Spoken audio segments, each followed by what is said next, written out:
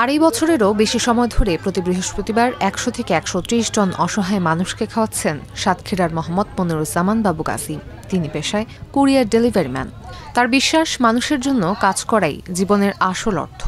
Delivery man হিসেবে কাজ করে তার যে আয় হয় তার প্রায় পুরোটাই খরচ করেন দরিদ্র ও অসহায় মানুষের একবেলার ক্ষুধা নিবারণে। আমি মানুষের আসলে এই দীর্ঘ ৩ বছর আমি কুরিয়ারে কাজ করতেছি, আর আড়াই বছর প্লাস আমি এই মানুষদেরকে খাওয়াই। মূলত খাওয়ানোর উদ্দেশ্য একটাই, মানুষের ভালোবাসা এবং মানুষের পাশে দাঁড়াতে চাই। এখন আমার উদ্দেশ্য একটাই যে আসলে আমি যতদিন বেঁচে থাকবো ততদিন এই কাজটা করার ইচ্ছা আছে। শৈশবে বাবার হাত ধরে এক ধনাঢ্য প্রতিবেশীর বাড়িতে নিমন্ত্রণে গিয়ে বাবু গাজী দেখেছিলেন বাইরে দাঁড়ানো ক্ষুধার্ত মানুষদের দেয়া হচ্ছে অতিথিদের ফেলে দেয়া খাবার। সেই দৃশ্য তাকে গভীরভাবে নাড়া দেয়। তখনই তিনি স্থির করেন, যদি কোনোদিন তার সামর্থ্য হয় গরিব অসহায় মানুষদের খাওয়াবেন। সেই চিন্তা থেকে আড়াই বছর আগে কাজ শুরু করেন মানুষের ক্ষুধা নিবারণে। প্রতি বৃহস্পতিবার ভোর থেকে বাবু গাজীর বাড়িতে শুরু হয় কর্মব্যস্ততা। পাশে স্ত্রী ও মা ছাড়াও থাকেন ২ জন প্রতিবেশী।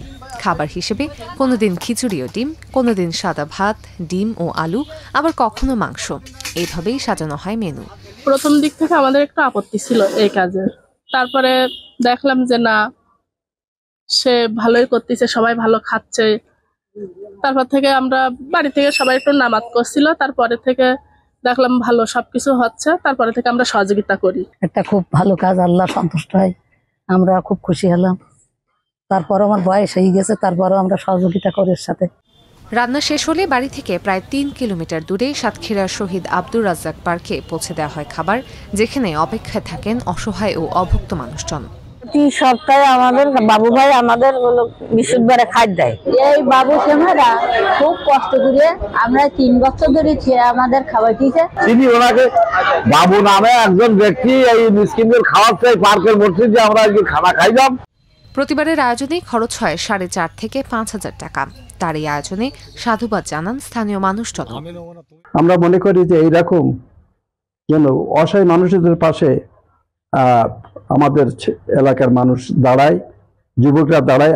আমরা অনুপ্রাণিত হয়েছি, আমি তাদেরকে আহ্বান জানাচ্ছি তারা যেন তার পাশে এই গরিব মানুষদের পাশে দাঁড়ায়।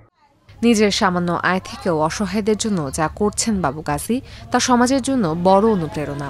তার এই উদ্যোগ দেখিয়ে দিয়েছে, মানুষের পাশে দাঁড়াতে বড় ধনী বা ক্ষমতাবান হওয়ার দরকার নেই, শুধু দরকার একটু ইচ্ছাশক্তি আর ভালোবাসা।